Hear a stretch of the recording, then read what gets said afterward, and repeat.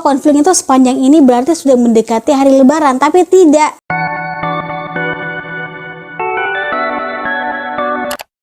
Hello book besties, welcome back to my channel.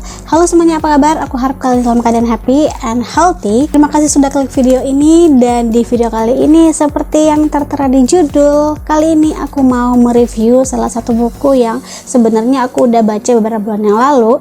Tapi baru aku review dan aku kayak gak sabaran banget pengen review buku ini gitu. Sampai sebelum ke videonya, jangan lupa follow aku di Instagram @fatimuin, karena di sana aku upload beberapa konten bookies yang gak aku upload di sini. Pastikan kalian duduk manis, siapkan cemilan dan air putih. Without any further ado, mari kita langsung ke videonya. Oke, seperti yang tertera judul, di video kali ini aku akan mengulas atau mereview buku dari J.S. Hairen, judulnya Kado Terbaik. For your information, sebelum kita ke reviewnya, buku ini sudah aku diskusiin di Instagram Live bareng Rio. Kalian bisa cek ke Instagramnya Rio untuk lebih detailsnya ya. Terus aku juga sudah review buku ini di Instagram lebih detail juga, tapi di video kali ini mungkin agak lebih detail, tapi nggak detail amat. Yang penting kayak aku pengen meluapkan apa yang aku rasakan setelah baca buku ini. Oke, kita bakalan ke covernya dulu. Kalian bisa lihat covernya itu cantik banget dengan gradasi warna yang menurut aku tuh semi-semi senja gitu. Di sini ada warna krem, terus ada warna kayak keungu-unguan, terus kehitaman. Dan di depan covernya tuh ada terpampang seorang anak laki-laki gitu ya, kayak terduduk termenung di sebuah gedung. Dan yang bikin aku speechless adalah details dari cover ini yang sungguh memukau. Kalian bisa lihat di belakang cover di sini ada details yang sungguh mind blowing dan baru aku tahu ketika live bareng Rio. Di sini ada dua anak perempuan, which is ini adalah adik dari tokoh utamanya. Nanti aku jelasin. Jadi pokoknya ini tuh details banget dan aku suka banget. Jadi kayak dia tuh bersambung gitu loh, kayak gini.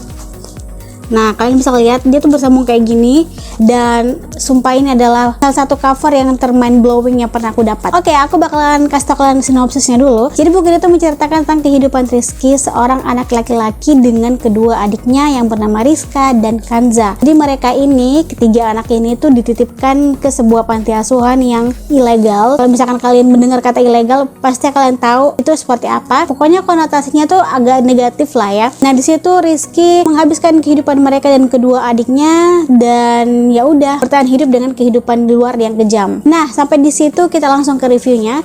Pertama aku bakalan bahas dulu tema yang J.S. Hairen usung di dalam buku terbarunya ini. Itu cukup menarik menurut aku, dan aku suka banget dengan pemilihan tema, karena di sini tuh jarang-jarang ada buku yang mengambil tema dengan sudut pandang dunia luar yang begitu kejam. Jadi kayak betul-betul penulis menceritakan bagaimana details dan kehidupan luar itu seperti apa gitu loh. Ditambah karakter Rizky yang menurut aku itu bisa dibilang ada naik turun, dimana dia itu A kadang B, jadi kita tuh bisa membayangkan bagaimana kehidupan luar itu, kayak bener-bener bisa membayangkan lah ya. Oke, selain itu aku suka dengan gaya bahasanya yang sederhana dan enjoy, kayak gaya bahasa itu tidak baku sama sekali dan tidak kaku, jadi kayak lo gue kayak gitu. Tapi yang aku sayangkan ada beberapa karakter pendukung atau cameo di dalam buku ini, atau karakter pendukung yang kurang aku suka. Kayak misalnya ada satu teman si Rizky gitu, bukan teman sih, kayak teman ayahnya Rizky lah ya, yang dia tuh kayak numpang lewat aja, dan kayak seakan-akan dia menjadi pemanis dalam cerita itu. Seperti dia datang terus tiba-tiba hilang dan nggak dijelasin kenapa hilang, terus apa alasannya dan bagaimana. Pas baca itu aku masih berpikir dan mencerna ini tuh kayak gimana sih sebenarnya karakter pendukungnya gitu loh. Tapi kalau menurut aku karakter Rizky dan ketiga adiknya ini cukup gamblang dan juga cukup kuat ya menurut aku. Oke, kita bakalan ke konflik dan alur. Seperti kalian tahu, konflik dan alurnya ini pasti menceritakan tentang dunia luar, di mana itu ada tegangan di dalamnya, dan itu aku bener-bener dapatkan di dalam buku ini. Karena setelah baca buku ini, kayak perasaan tegang, perasaan cemas, was-was, deg-degan gitu ya, itu semua bercampur aduk gitu. Ditambah lagi kayak scene menuju akhirnya itu bukan ending ya, maksudnya aku nggak bakalan ceritain endingnya ya, kali ceritain ending gitu ya. Aku bakalan ceritain tentang kayak alur ke endingnya itu, bagaimana proses ke endingnya itu masih belum menjelaskan secara rinci, dan alurnya itu masih stuck dan kayak ada rada plot hole sedikit, tapi itu masih bisa dimaklumi. Kayak pas kita baca itu kita sebenarnya nggak sadar, pembaca tuh sebenarnya nggak sadar bahwa ternyata ada lubang di dalam cerita itu. Kayak misalnya perpindahan latar A ke latar B itu kayak transisinya tuh kurang soft gitu menurut aku.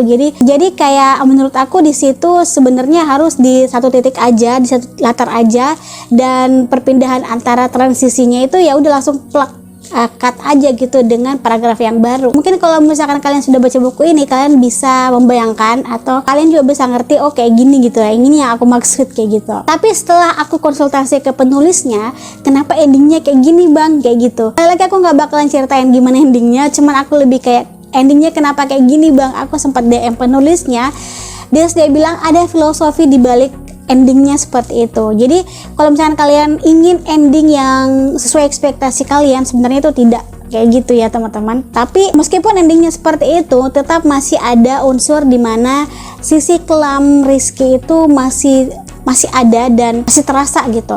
Yang aku sukanya itu adalah ketika Rizky dihadapkan oleh permasalahan-permasalahan, dan di situ tuh Rizky dengan mungkin memang tidak mudah untuk menyelesaikan masalah itu. Yang aku sukanya di situ, dan tadi gaya bahasanya aku suka.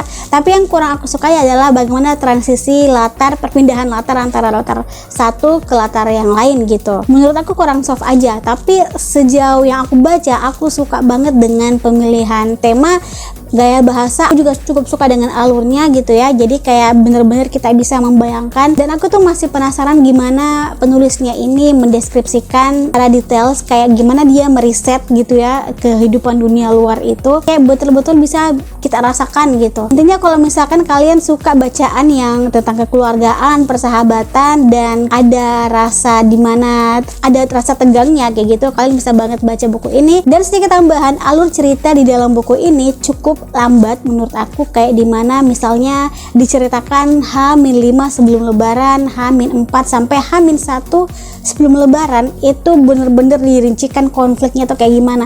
Misal H-5 sebelum lebaran itu kan masih masuk ya, kayak konfliknya tuh gini, dan kita berpikir, pembaca tuh dibawa, oh konfliknya tuh sepanjang ini berarti sudah mendekati hari lebaran. Tapi tidak, di bab selanjutnya itu masih diceritakan H-5, dan baru setelah itu H-4 kayak beruntutan gitu. Dan itu saking lambatnya, menurut aku kita tuh tidak bisa sadar, kita tetap enjoy membacanya meskipun alurnya tuh lambat. Aku jujur sebenarnya tipikal orang yang nggak suka slow burn atau alurnya tuh lambat. Tapi pas baca buku ini, aku ekspektasi aku tuh terbuyar, kayak meskipun alurnya lambat tapi aku tetap suka untuk baca buku ini. Aku tetap suka alurnya, dan menurut aku alur lambat dalam buku ini cukup cocok dan pas gitu. Jadi kayak pas baca kita tuh bisa menikmati lah pelan-pelan gitu ya. Bagi kalian yang suka bacaan-bacaan tentang tema kekeluargaan dan juga pas banget di bacaan bulan Ramadan gitu ya, buku ini bagus banget buat kalian baca. Meskipun sebenarnya Ramadan dan Lebaran tuh udah lewat ya, tapi buku ini tetap bisa banget buat kalian baca dan rekomendasi. Gimana menurut kalian? Apakah kalian sudah baca buku ini? Kalau misalkan sudah, kalian bisa komen di bawah bagaimana pendapat kalian, dan apakah kalian tertarik untuk baca buku ini? Kalian bisa komen di bawah. Jangan lupa untuk subscribe, like, dan share ke media sosial yang kalian punya biar kalian gak ketinggalan video selanjutnya. Thanks for watching, have a nice day, see you next video, bye bye.